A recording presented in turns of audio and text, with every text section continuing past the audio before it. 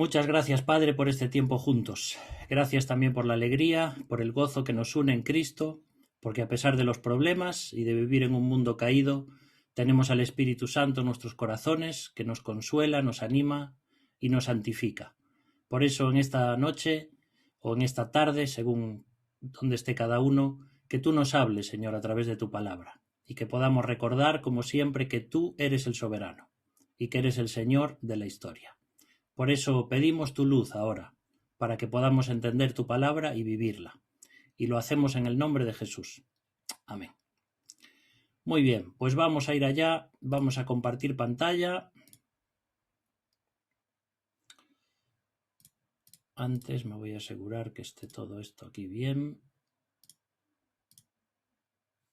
Bien.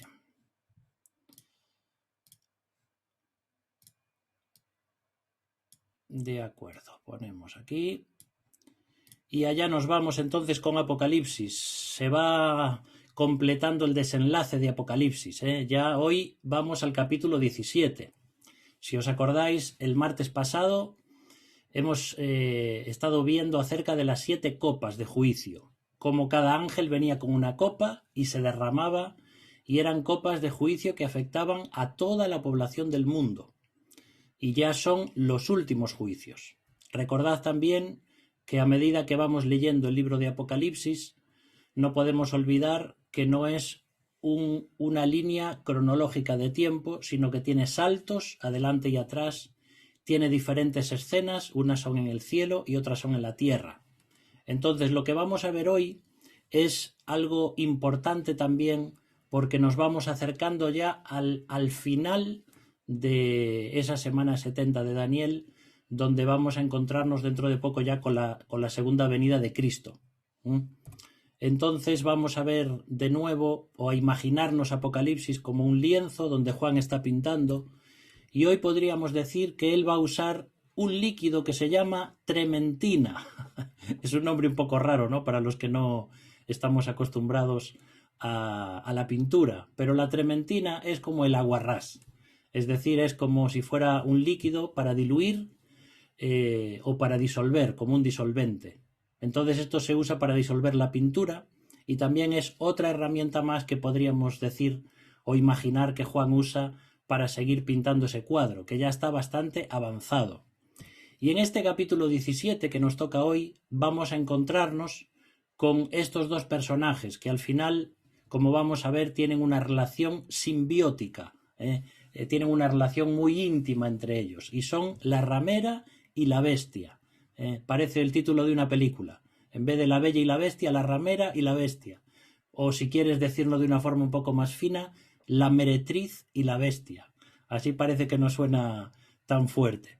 Pues vámonos ahí al capítulo 17 y ya os sorprendo con esta imagen para vuestros sueños terroríficos esta noche. Así que ahí encontramos a una mujer, a esta ramera, sentada sobre una bestia. Y vamos a ir ahí al versículo 1 del capítulo 17. Y dice así: Vino entonces uno de los 7 ángeles que tenían las 7 copas y habló conmigo diciéndome: Ven acá y te mostraré la sentencia contra la gran ramera, la que está sentada sobre muchas aguas. Así que ahí vemos ahora a Juan con esta nueva visión que le está dando el Señor, y le dice: ven aquí, que te quiero mostrar la sentencia. Justamente hace un rato nos decía Nancy, me parece, que es su nombre, acerca de esa sentencia que se va a ejecutar en el libro de Apocalipsis. Y aquí la tenemos, ¿no? La sentencia sobre esta gran ramera que está sentada sobre muchas aguas. Ahora, ¿quién es esta ramera? Bueno, como nos decía algún hermano hace unas semanas atrás, que ya estaba haciendo preguntas sobre este capítulo, y muchas veces se habla de esta gran ramera como la Iglesia católico romana, ¿no? Ahora vamos a ver hoy algunas variantes en cuanto a esto, porque puede ser o no puede ser. A veces somos demasiado dados a enseguida emitir un juicio y sentar una cátedra y decir: la gran ramera de Apocalipsis es la Iglesia romana. y parece que vamos por ahí hablándole mal a los católicos y diciéndole que pertenecen a la gran ramera. Y bueno, la palabra de Dios primero no es para atacar a nadie, ¿eh? Y en segundo lugar, no están las cosas tan claras con el libro de Apocalipsis. Vamos a ir viendo, porque la ramera aquí parece que se refiere a Babilonia, pero es ese sistema religioso que va a tener todo el reino del anticristo. En alguna clase hemos visto que Babilonia comenzó en Babel, si os acordáis. La Torre de Babel fue el comienzo de un reino humano y malvado que se opone a Dios. Entonces, ese espíritu babilonio, desde Babel hasta que llegue el reino del anticristo, es un espíritu que está en el mundo, ¿eh? Entonces vamos a ver cómo Babilonia, aunque tuvo un reinado y fue una potencia y un imperio mundial, y también se vino abajo, ese espíritu del ser humano en contra de Dios es lo que va a caracterizar este reino del anticristo. Y entonces la ramera que encontramos aquí, que se le llama así de esta forma, porque es infiel completamente a Dios, no tiene nada que ver con Israel, ni tiene que ver en un sentido con una mujer, sino que tiene que ver con un reino, con un sistema religioso que va contra Dios y que por supuesto llegará a su clímax en el reino del anticristo, cuando abiertamente se oponga a Dios y blasfeme contra Dios, como hemos visto ya en algún capítulo y hoy va a salir también en el texto. Cuando se dice ahí que está sentada es porque se refiere a su beneficio personal. La ramera está sentada sobre la bestia, que vamos a ver que es el anticristo, porque el anticristo y la bestia, el anticristo y la ramera están unidos. Cuando ahí dice que está sentada sobre muchas aguas, se nos da el significado de estas aguas en el versículo 15 de este mismo capítulo. Si lo leéis ahí dice: las aguas que has visto donde la ramera se sienta son pueblos, muchedumbres, naciones y lenguas. Entonces veis que no es solamente una ciudad ni solamente un punto geográfico, sino que tiene que ver con toda la humanidad y con todo un reino satánico en el que se nos va a estar mostrando en este capítulo, ¿vale? Por cierto, si vamos, por ejemplo, a Jeremías 51, versículos 12 y 13, también vamos a encontrarnos estas palabras. Deliberó el Señor y aún pondrá en efecto lo que ha dicho contra los moradores de Babilonia. Y mira cómo dice: tú, la que moras entre muchas aguas, rica en tesoros, ha venido tu fin, la medida de tu codicia. Entonces, algo que ha caracterizado siempre a ese imperio babilónico, a ese imperio que se opone a Dios y que se levanta contra todo lo que tiene que ver con Dios y contra el pueblo de Dios, es Babilonia. Es un sistema donde los hombres han querido ser independientes de Dios, desde Babel hasta el día de hoy y hasta los últimos tiempos. Así que vemos ahí ya en Jeremías cómo se habla de Babilonia como que mora entre las muchas aguas. ¿Por qué? Porque Babilonia estaba sentada ahí en el río Éufrates. Entonces era un lugar muy importante para las rutas comerciales también. Y de hecho también lo será en el futuro, si es que esta Babilonia a la que se refiere aquí va a ser el mismo lugar donde estaba Babilonia. Pero más bien hablamos de un sistema religioso, como vamos a estar remarcando en esta clase. Luego en el versículo 2 dice que con la ramera han fornicado los reyes de la tierra y los moradores de la tierra se han embriagado con el vino de su fornicación. Bueno, aquí fornicación no tiene que ver con las relaciones sexuales normales. Se refiere sobre todo a una relación de comercio íntima que todas las naciones de la tierra han tenido con esta ramera. Es decir, si tú piensas en esta ramera como ese sistema religioso, comercial, político, militar, que el anticristo va a levantar cuando él esté presente, cuando la gente tenga que usar el número de la bestia o el nombre de la bestia o la marca, eso va a significar que la única forma de formar parte de ese reino es someterse a los mandatos del anticristo. Por eso, todas las personas que se vayan a someter a esa jerarquía del anticristo van a ser aquellos que han, por decirlo así simbólicamente, fornicado con ese sistema, se han unido como si fuera una unión sexual, porque es muy íntimo, ¿eh? Entonces, por eso dice ahí que los reyes y los moradores de la tierra se han unido con esta ramera, ¿vale?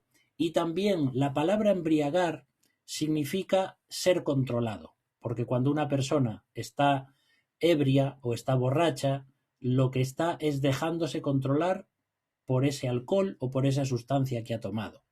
Entonces, los reinos, las naciones de este mundo, se van a someter al anticristo y van a dejar que el anticristo les controle. Por eso esta figura de fornicar y de embriagarse, ¿sí? Eso es un poquito lo que simboliza estos verbos. De hecho, tenemos que pensar que detrás de todas estas cosas está siempre Satanás, el dragón, que está dándole poder a la bestia, que es el anticristo, y que también le está dando poder a la segunda bestia, que es el falso profeta. Recordad esa trinidad satánica que va a estar ejerciendo su poder porque Dios así se lo ha permitido al final de los tiempos. Viene el versículo 3 y dice: y me llevó en el espíritu al desierto. Esto no significa que Juan fue teletransportado al desierto, sino que dice en el espíritu. Cuando un profeta bíblico recibía una visión, es algo que sucede dentro de la persona, en su espíritu, ¿eh? Entonces aquí está hablando del Espíritu Santo, porque es quien le toma y de alguna forma le hace ver o vislumbrar algo que va a acontecer. Pero no es que Juan fue sacado de donde estaba y fue llevado al desierto. Es la forma de experimentar las visiones que Dios da. Y dice: vi a una mujer sentada sobre una bestia escarlata llena de nombres de blasfemia, que tenía 7 cabezas y 10 cuernos. Aunque estamos hablando siempre de la literatura apocalíptica y de que hay muchos símbolos y muchas imágenes y muchas cosas pictóricas, también en el libro de Apocalipsis estas cosas representan a otras. Si os acordáis, que ya lo hemos nombrado varias veces, los cuernos siempre simbolizan el poder, el dominio, la autoridad. Y aquí encontramos a esta mujer que está sentada sobre la bestia escarlata.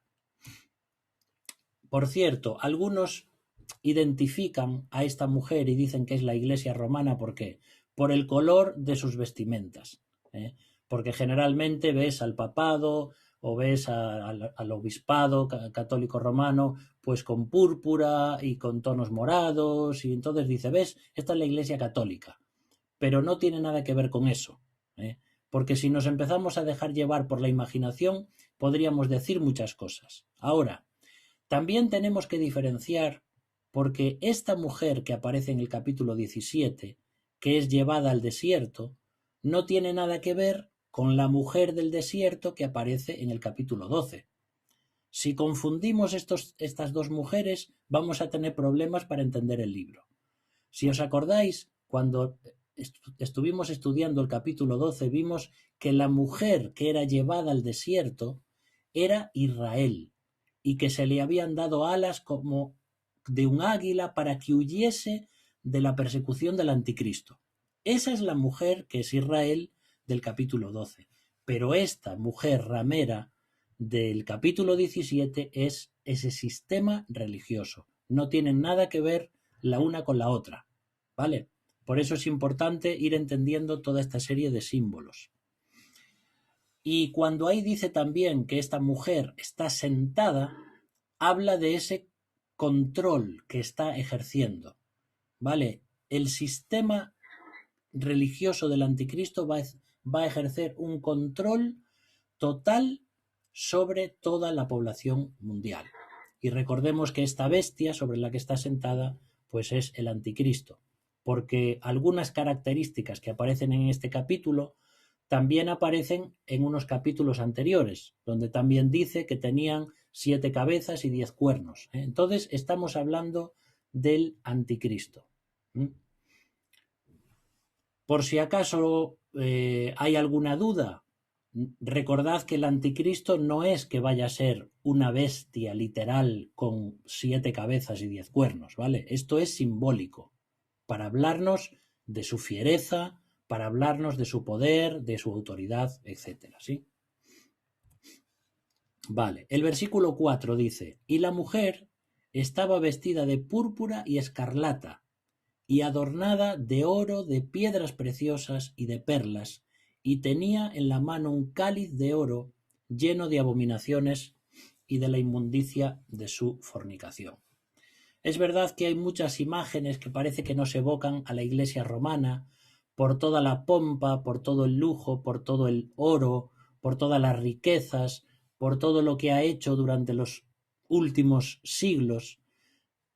Ahora, es importante estudiar bien esto, porque como os decía al principio, no podemos decir exactamente esto se refiere a este imperio o a esta religión.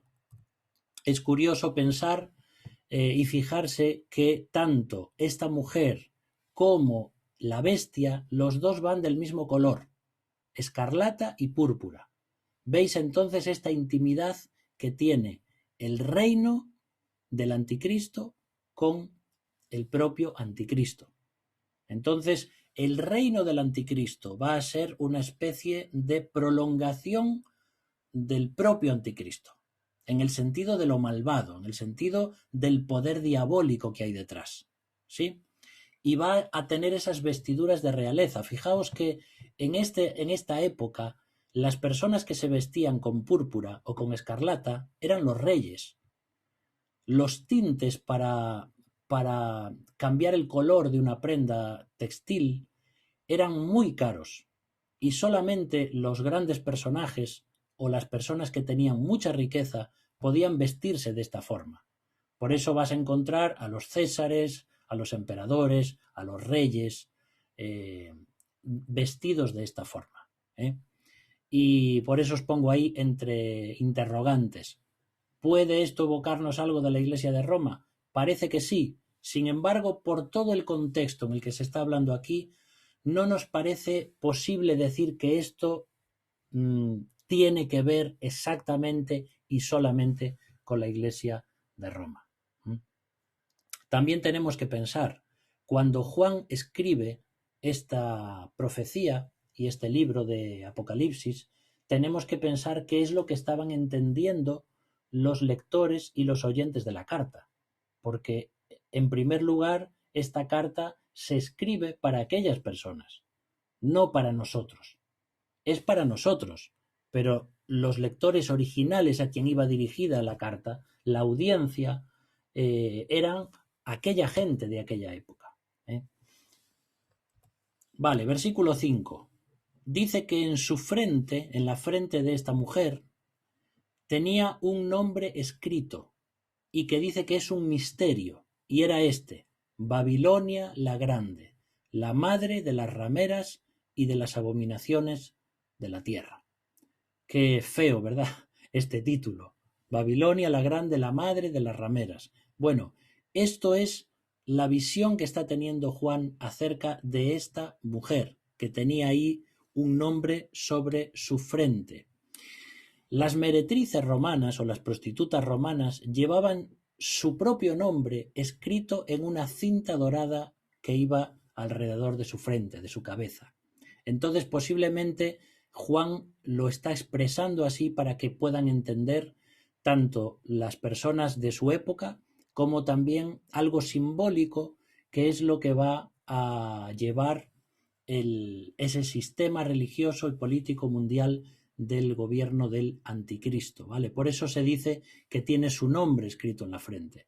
Aunque en el libro del Apocalipsis tenéis que recordar que hay muchos sellos en las frentes. Primero se habla de que los 144.000 judíos van a llevar un sello en su frente. También se habla de que los creyentes iban a tener sobre sus frentes el nombre del Señor. Y también se nos muestra aquí cómo esta ramera llevaba este nombre sobre su frente.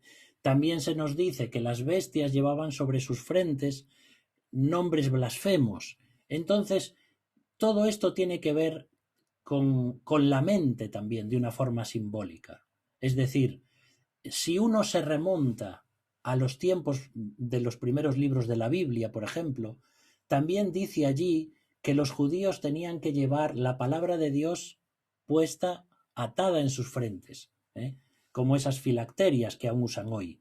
Eso es un símbolo no para que pongamos la Biblia aquí, sino para que nuestra mente esté llena de la palabra de Dios. Y lo que pensemos y lo que meditemos cada día de nuestras vidas sea la palabra de Dios. Pero aquí es todo lo contrario. Lo que tiene el anticristo en su mente, lo que tiene ese sistema que va contra Dios en su centro neurálgico es completamente opuesto a la palabra de Dios. Es la rebeldía, es la inclinación al mal, es el pecado y es querer echar a Dios fuera para vivir una vida completamente independiente de Dios y llena de pecado. Vale, cuando leemos esto entonces de Babilonia, tenemos que pensar de qué ciudad nos está hablando. Esta imagen que aparece aquí se conoce como la puerta de Istar, que era esa puerta de la entrada de la ciudad de Babilonia. Y entonces ahí ponían seres mitológicos, etcétera, etcétera. Entonces, tenemos tres opciones de lo que puede significar Babilonia. Primero, si es la Babilonia literal, que habíamos dicho antes que estaba asentada allí donde el Éufrates. Esta es una de las opciones, pero en un sentido no nos cuadra con todo lo demás que se dice. Otra opción sería que fuese Roma, la ciudad de Roma, porque dice aquí en estos versículos que hemos leído que está asentada sobre 7 montes, y a Roma se la conoce como la ciudad de las 7 colinas o de los 7 montes. Entonces algunos optan por dar a Roma el significado de Babilonia.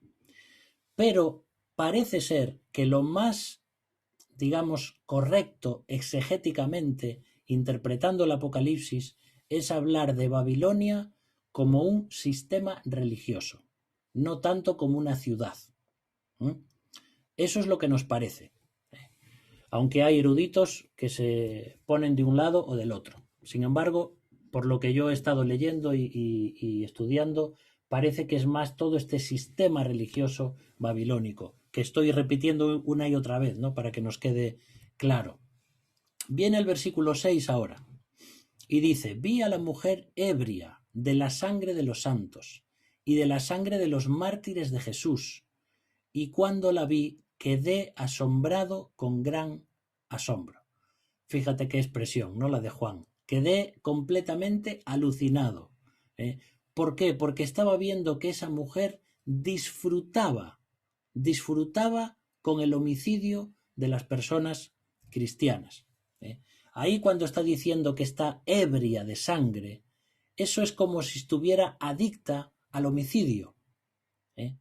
Pensar en ese sistema, en esa ramera que el anticristo va a preparar y del que va a ser cabecilla, es pensar en un sistema donde no importa la vida humana, donde no se aprecia el ser humano, sino que cuando hay que matar a alguien se mata.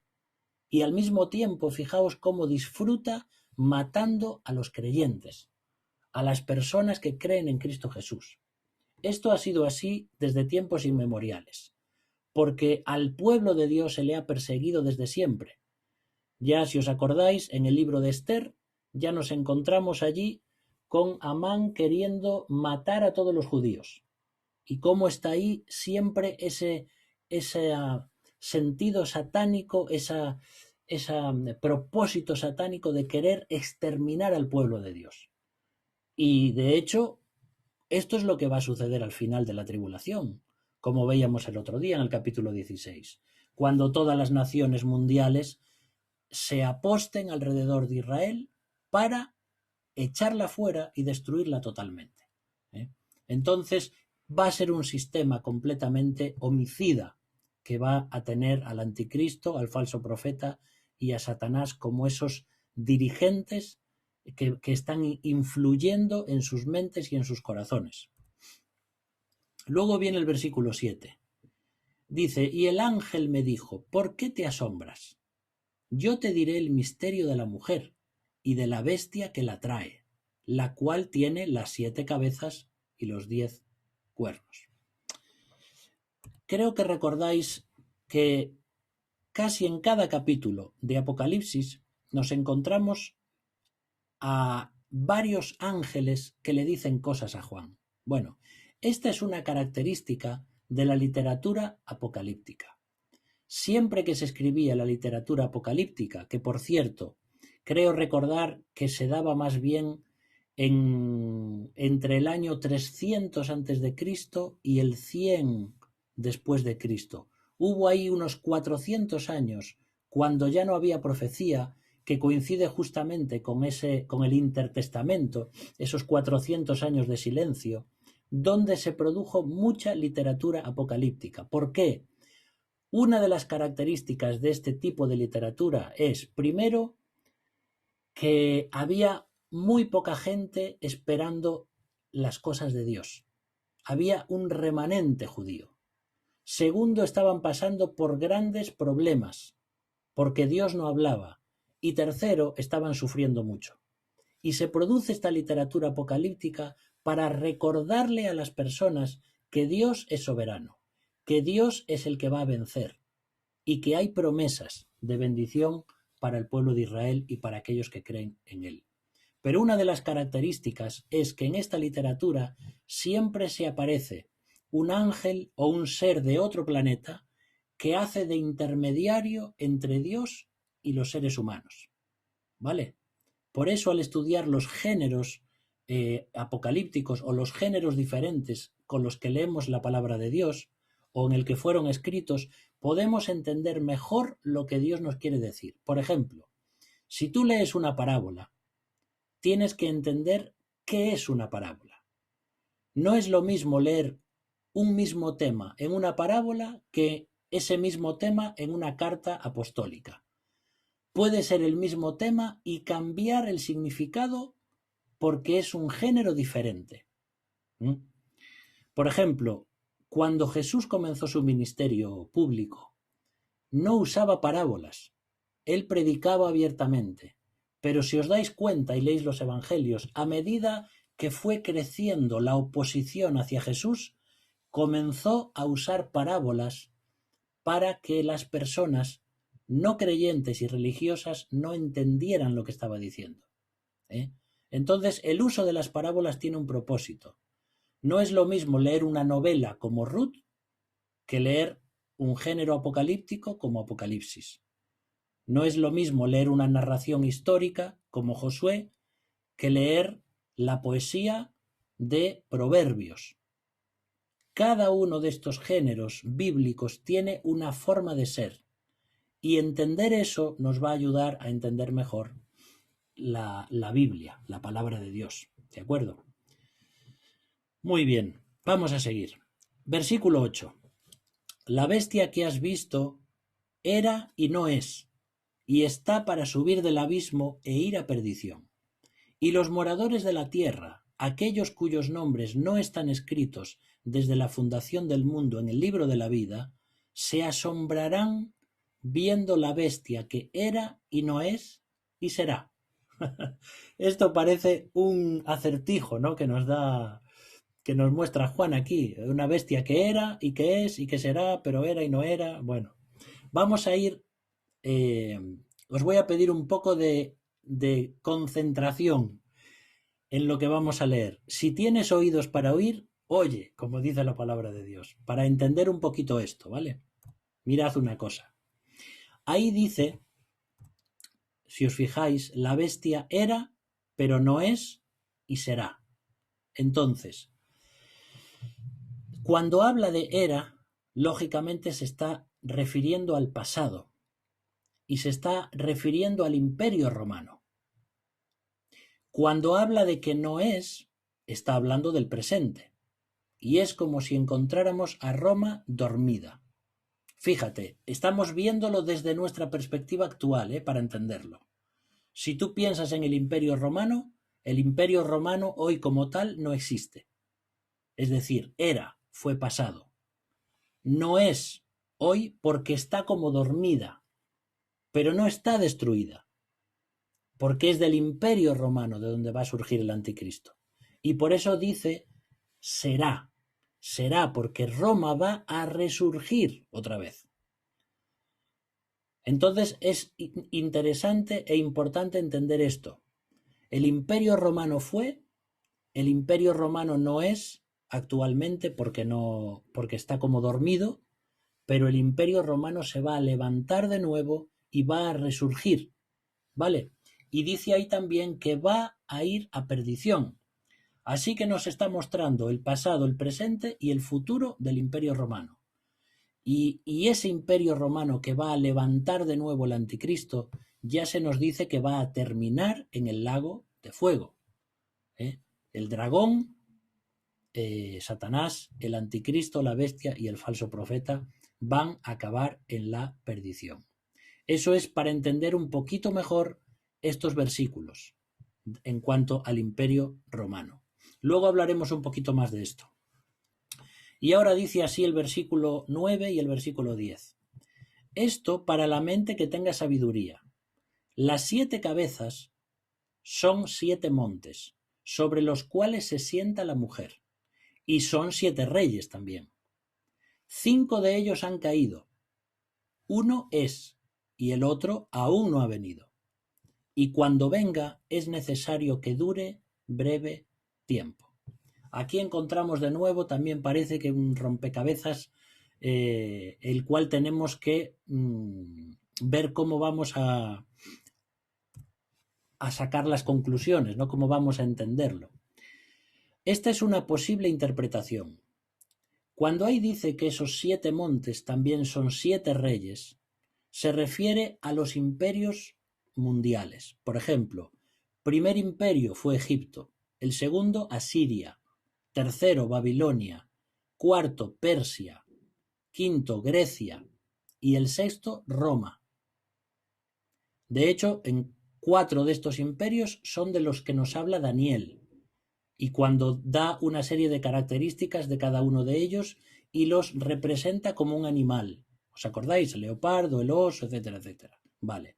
Entonces, este versículo dice que los 5 primeros han caído, es decir, Egipto, Asiria, Babilonia, Persia y Grecia ya han caído.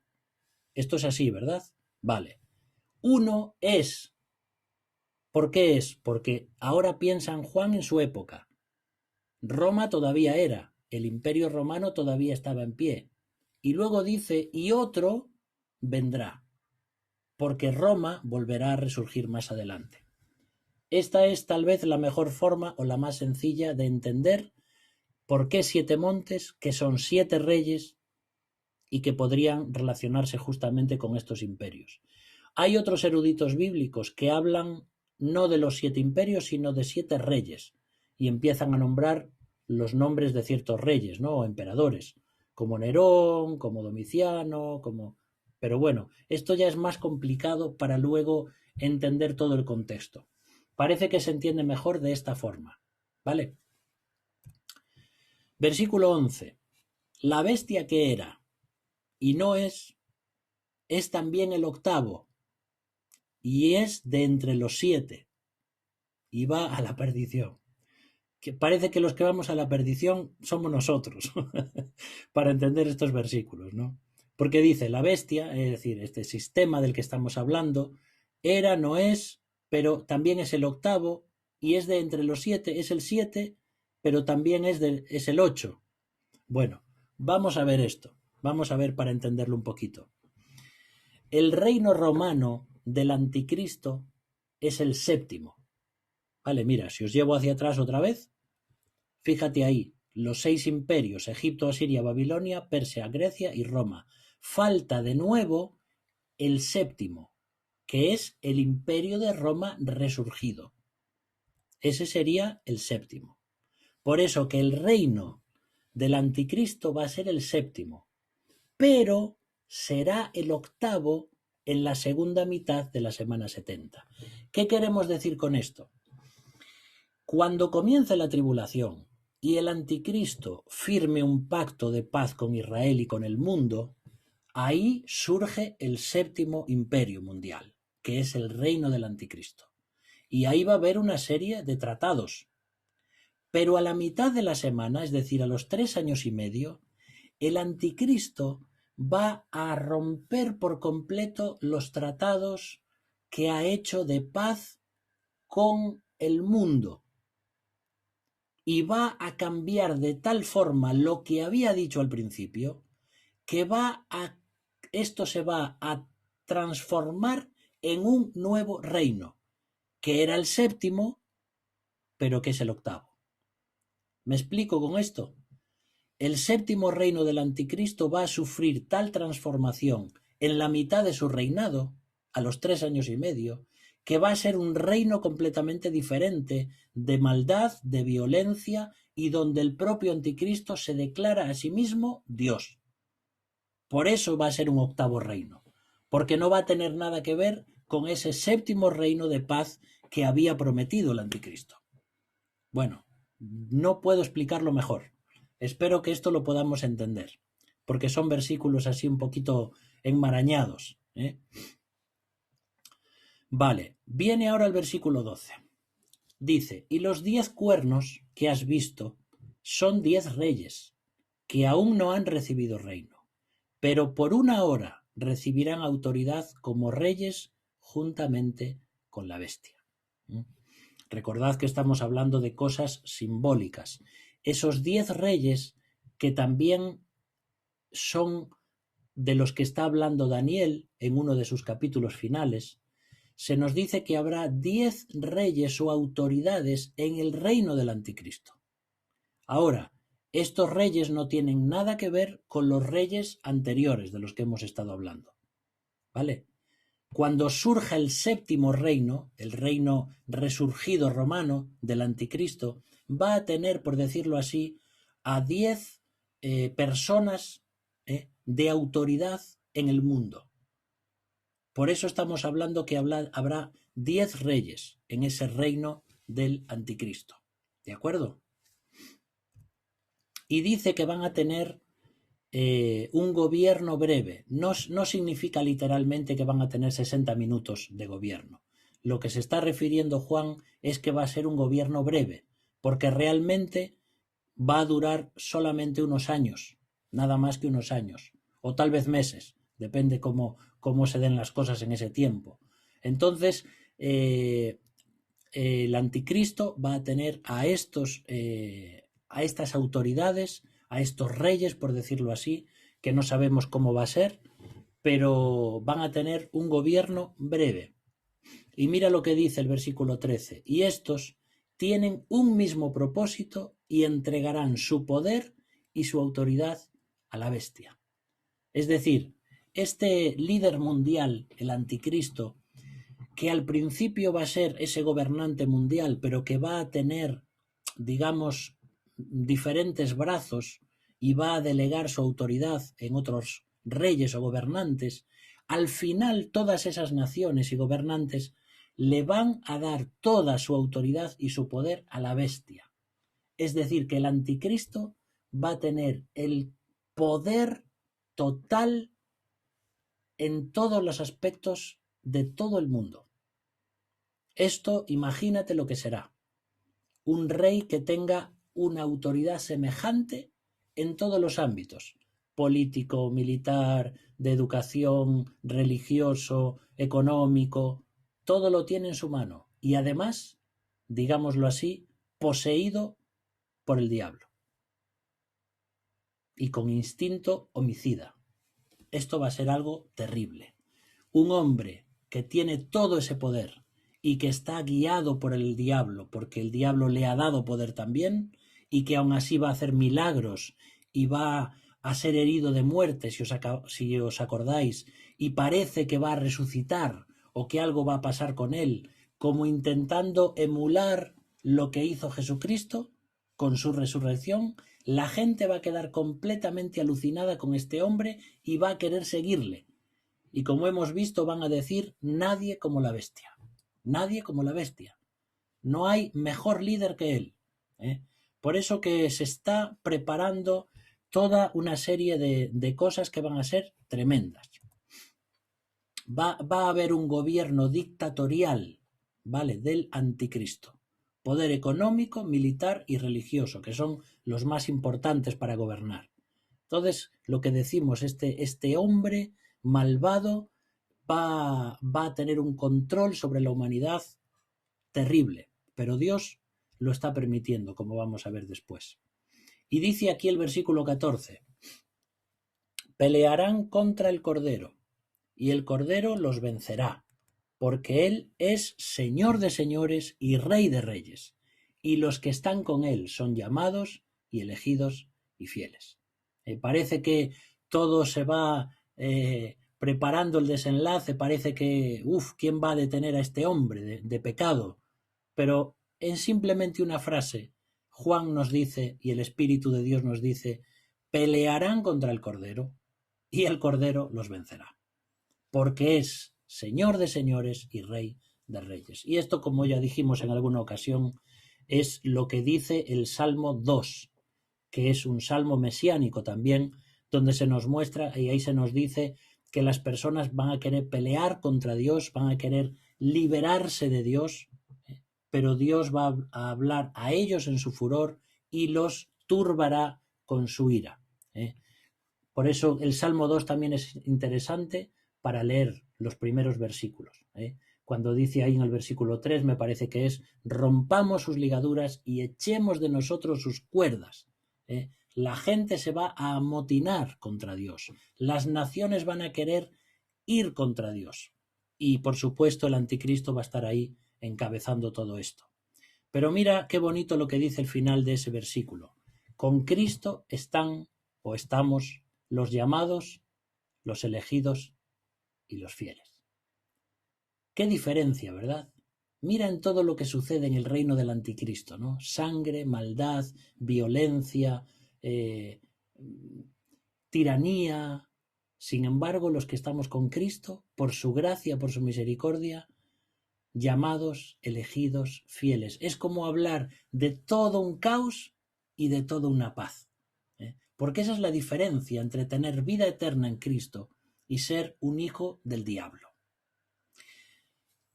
Estos términos que aparecen aquí también tienen que ver con aspectos de la salvación. Porque si te das cuenta, antes de que una persona se salve, tiene que ser llamado, tiene que ser elegido, y luego va a mostrar su salvación también con su fidelidad, con su vida cristiana. Me acordaba de la historia de Lázaro, cuando Jesús le resucita. Por eso puse esta imagen aquí. La historia de Lázaro creo que tiene algunas características soteriológicas, es decir, que tienen que ver con la salvación del ser humano, más de las que creemos. Porque fíjate, cuando Lázaro estaba muerto, ya llevaba 4 días en el sepulcro y ya su cuerpo estaba comenzando a oler mal, dice que viene Jesús y Jesús dice: Lázaro, sal fuera. Si Jesús no hubiera llamado a Lázaro, Lázaro nunca hubiera podido salir del sepulcro, ¿verdad? Porque estaba muerto. Los seres humanos, dice la Biblia, que estamos muertos en delitos y pecados. Y por nosotros mismos no podemos darnos vida espiritual. Tiene que ser el llamado de Jesús que nos llama y que nos dice: Abraham, sal fuera. Y cuando un muerto espiritual escucha la voz autoritativa de Cristo invitando y llamando a la salvación, es cuando nosotros podemos responder. Por eso que si no hay un llamado de Dios a la salvación, el hombre por sí solo no se puede salvar. Porque estamos muertos. Y luego habla también acerca de la elección. Pero bueno, esto ya sería otro tema. Si no, nos vamos a meter a otro tema ahora en cuanto a la salvación o la elección o la predestinación, y entonces sí que ya nos vamos a complicar. Pero son bonitos estos términos, ¿no? Dios nos llama porque Dios nos ha elegido y luego nosotros también al creer vamos a mostrar esa fidelidad de Dios en nuestra vida, ¿no? Esos somos los que estamos con Cristo. Versículo 15. Me dijo también, las aguas que has visto donde la ramera se sienta son pueblos, muchedumbres, naciones y lenguas. De esto ya hablamos cuando vimos el versículo 1 hace un rato. Esas aguas representan a toda la humanidad, a todas las naciones. Es el sistema religioso de espíritu babilónico, si lo podemos entender así. Es ese lugar, ese sistema preparado por Satanás y por el anticristo y por el falso profeta que se oponen a Dios.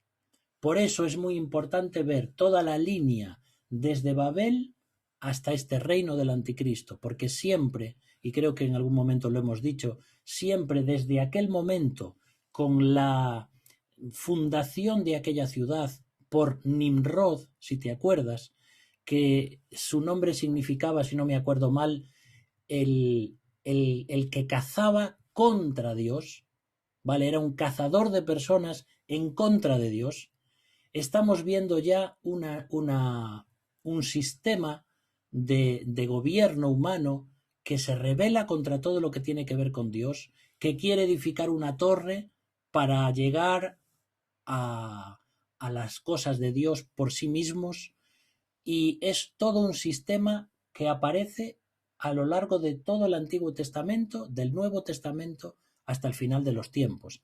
Este espíritu del anticristo, estos muchos anticristos, como dice Juan, que ha habido y que hay durante toda la historia, es, por decirlo así, ese propósito satánico que hay desde el comienzo hasta el fin, de querer derrocar a Dios, de querer destruir al Hijo de Dios, de querer destruir al pueblo de Dios, igual que Satanás hizo en el cielo. Cuando se rebeló contra Dios, quiso ser adorado y quiso esto también traerlo a este mundo. Después de la caída de Satanás, cuando Dios crea seres humanos en este planeta Tierra, Satanás viene para que el ser humano haga lo mismo que él hizo en la eternidad: rebelarse contra Dios, independizarse de Dios y querer vivir fuera de su voluntad. Pero menos mal por el plan de Dios de salvación para este mundo, porque nosotros no podíamos ni podremos jamás salvarnos, y es por el amor de Dios que Él nos ha salvado y que nos ha rescatado de ese reino de las tinieblas, como dice la palabra, y nos ha trasladado al reino de su amado Hijo.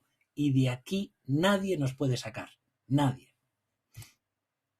Versículo 16. Y los 10 cuernos que viste en la bestia, estos aborrecerán a la ramera, fíjate bien lo que dice ahora, y la dejarán desolada y desnuda, y devorarán sus carnes, y la quemarán con fuego.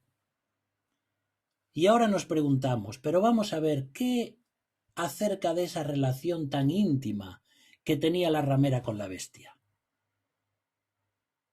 Pues aquí nos encontramos que todas aquellas promesas del anticristo, de ese reino séptimo, luego se van rompiendo y destrozando cuando el anticristo levanta ese octavo reino de autoglorificación.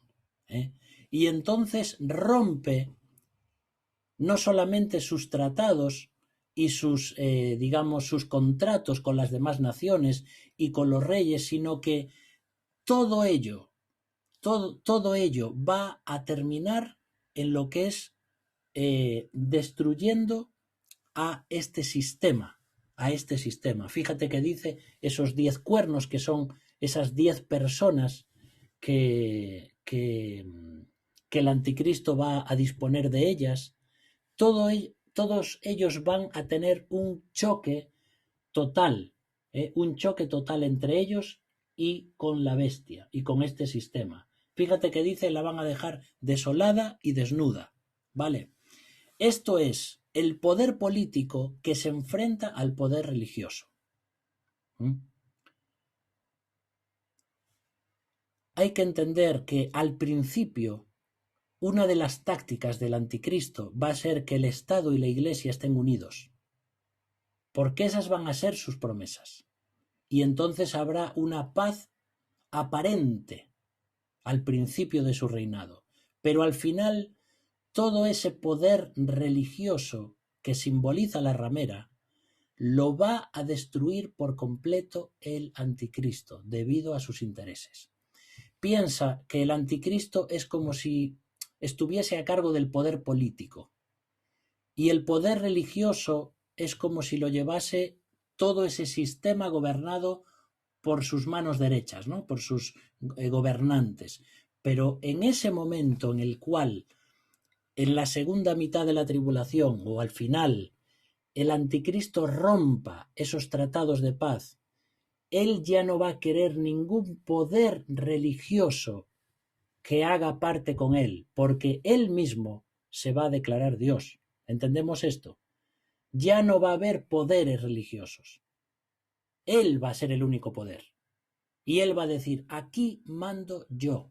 Y rompe completamente con la ramera, con el sistema, con lo religioso. Y entonces va a ser todo uno. Y por eso él va a tener todo el poder mundial. Esa falsa religiosidad que parecía al principio, que va a mostrar realmente lo que había en el corazón y en la mente del anticristo, debido a sus intereses.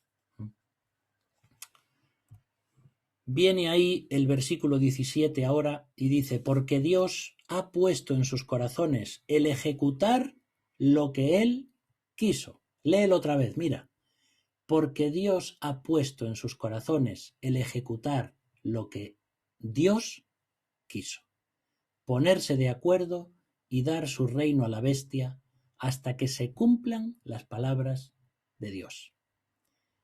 Este versículo es un versículo que te llena completamente de descanso, de paz y de tranquilidad, porque es Dios el soberano de la historia, queridos hermanos. Aunque parece que el anticristo y la bestia, el falso profeta y Satanás y la maldad y parece que van a hacer de este mundo un auténtico desastre y lo van a hacer detrás de las bambalinas. Detrás del escenario está el Señor de la historia. La soberanía de Dios aparece siempre en las Escrituras. Mira lo que dice, por ejemplo, Isaías 46, 9 y 10. Porque yo soy Dios, y no hay otro Dios, y nada hay semejante a mí, que anuncio lo por venir desde el principio, y desde la antigüedad lo que aún no era hecho, que digo, mi consejo permanecerá, y haré todo lo que quiero. Este es nuestro Dios.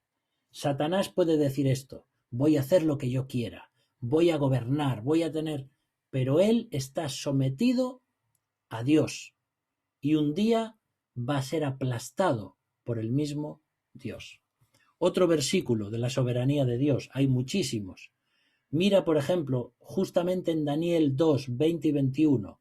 Sea bendito el nombre de Dios de siglos en siglos, porque suyos son el poder y la sabiduría. Él muda los tiempos y las edades, quita reyes y pone reyes. Si os acordáis otro versículo en Éxodo que me viene ahora a la mente, cuando Dios le dice a Faraón, te he puesto para mostrar en ti mi poder. Cada rey, cada gobernante que Dios levanta en este mundo, están puestos, aunque no lo entendamos, por Dios. Y Dios los usa para cumplir sus altos propósitos. Y uno se puede preguntar, ¿y qué pasa con personas como Hitler? ¿Cómo Dios lo usó? ¿Qué propósito tuvo eso en la historia? No lo sabemos. Dios lo levantó, Dios lo puso ahí y Dios permitió que hiciese cosas que no eran la voluntad de Dios. pero Dios es el que está tejiendo la historia. Y aunque no lo podamos entender, y aunque no tengamos respuestas a las cosas de este mundo, sabemos que Dios es el soberano, porque Dios es así. Porque en la teología y en el carácter de Dios conocemos a un Dios que cumple, a un Dios que promete, a un Dios justo, a un Dios que no falla. Y por último viene el último versículo. La mujer que has visto es la gran ciudad que reina sobre los reyes de la tierra. Y esta ciudad, como hemos dicho, es la mujer, y la ciudad es lo mismo, y es lo mismo que este sistema religioso babilonio. Este sistema que viene desde la antigüedad y que va a llegar a su culmen en un momento tremendo cuando el anticristo esté al frente. Pero yo quiero que te quedes con ese versículo previo que hemos leído, el penúltimo. Dios es el soberano. Todas las cosas que van a suceder en este mundo están controladas detalle por la mano de Dios. La pandemia que estamos enfrentando nosotros ahora mismo no es un caos. Está permitida por Dios, tiene un propósito que Dios tiene y algo Dios va a sacar de ella. Por eso, cada cosa que vamos a experimentar, la enfermedad que tengo que llevar adelante, las circunstancias difíciles, las personas que se han ido, todas las cosas que me hacen llorar en la vida, las cosas injustas de un mundo caído, el cuerpo físico de muerte que tengo, el pecado, las tentaciones, el mundo, el diablo, todo esto que estoy viviendo, tiene un propósito en los planes de Dios, porque Dios te ama, porque Dios me ama, y porque no nos va a dejar, ni va a dejar de terminar la obra que empezó en nosotros. Dios cumplirá su propósito en mí. Y entonces ahora podríamos recitar un montón de promesas que nos recuerdan, por ejemplo, cuando pases por el fuego, no te quemarás, ni la llama arderá en ti. Cuando pases por las aguas, yo estaré contigo. Y así un sinnúmero de promesas que tenemos en las Escrituras. Mientras Cristo no viene, a pesar de todo este sistema que se está preparando ya en el mundo, para traer un séptimo y octavo reino que van a ser terribles, Dios está por encima de todas las cosas. Y si lo que creemos es verdad, no estaremos aquí para verlo. Estaremos en la presencia de Dios, porque la Iglesia será sacada del juicio, sacada de la tribulación, llevada a estar con Cristo. Se enjugarán nuestras lágrimas. Pasaremos por el tribunal de Cristo, recibiremos las recompensas y comenzarán las bodas del Cordero. Y ya no seremos la mujer de Apocalipsis de Israel, ni la mujer ramera de Apocalipsis, sino que seremos la otra mujer que va a aparecer pronto al final de Apocalipsis, la novia, la esposa del Cordero, que realmente llevará joyas y llevará un vestido precioso, y ya no tendremos mancha, ni arruga, ni cosa semejante.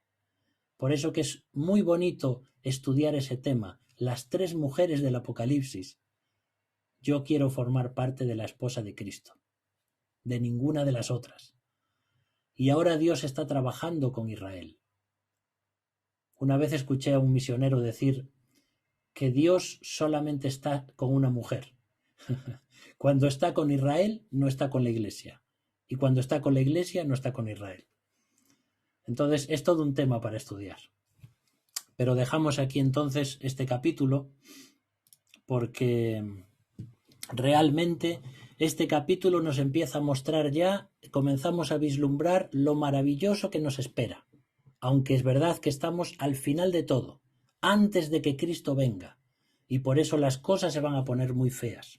Antes de que salga el arco iris y de que salga el sol, va a venir una tremenda tormenta sobre este mundo. Muy bien, vamos a dejar que habléis, si queréis comentar algo.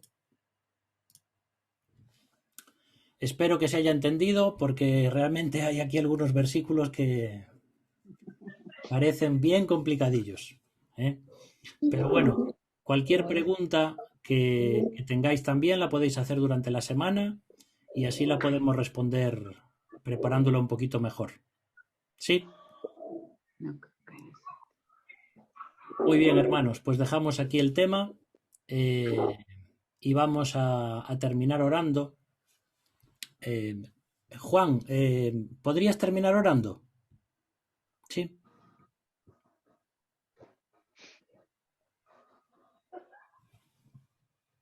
No sé si me escucha. Juan Cabaleiro, ¿me escuchas? Hola, sí, sí, sí, te Vale. escucho, pero no oí mi nombre.